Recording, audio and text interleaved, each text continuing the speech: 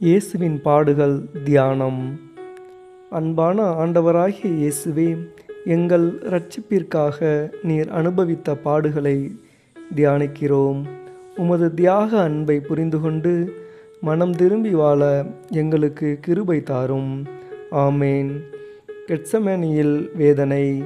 இரவு தனிமையில் இயேசு இரத்த வியர்வை சிந்தினார்.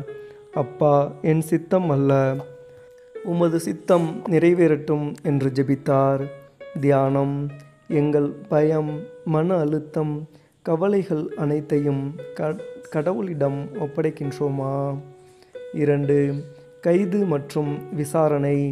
தன் சீடர்களால் விட்டுவிடப்பட்டார். அநியாயமாக குற்றம் சாட்டப்பட்டார். தியானம்.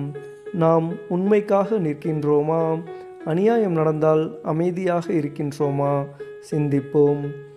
3. முள்கிரீடம். அவரின் உடல் அடிதடியால் காயமடைந்தது. அவமதிப்புடன் முள் கிரீடம் சூட்டப்பட்டது. தியானம். எங்கள் வார்த்தைகள் பிறருக்கு காயமா?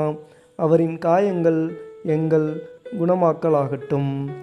4. சிலுவை சுமத்தல். பெரும் சுமையை சுமந்து கீழே விழுந்தார், ஆனால் மீண்டும் எழுந்தார். தியானம். எங்கள் வாழ்க்கை சுமைகளை பொறுமையுடன் ஏற்கின்றோமா? சிந்திப்போம். 5. சிலுவையில் அறையப்படுதல். கைகள், கால்கள் ஆணியால் அறையப்பட்டன. அன்பின் உச்ச தியாகம் அங்கே நடந்தது. தியானம். நாம் நம்மை மறந்து பிறருக்காக வாழ கற்றுக்கொள்கிறோமா? சிந்திப்போம். 6. சிலுவை மரணம். அப்பா, இவர்களை மன்னியும் என்ற இறுதி வார்த்தை. அவர் உயிர் தந்தார் நமக்காக. தியானம். மன்னிக்கும் இதயம் எங்களுக்கு உண்டா? சிலுவை அன்பின் அடையாளம் என்பதை உணர்கின்றோமா? சிந்திப்போம். 7. அடக்கம் மற்றும் நம்பிக்கை. கல்லறை முடிவு அல்ல, உயிர்த்தெழுதலின் நம்பிக்கை ஒளிர்கிறது. தியானம். எங்கள் இருள் நேரங்களிலும் நம்பிக்கை வைத்திருக்கிறோமா? சிந்திப்போம். நிறைவு ஜெபம். சிலுவை ஆண்டவரே, உமது பாடுகள் எங்கள் இரட்சிப்பு.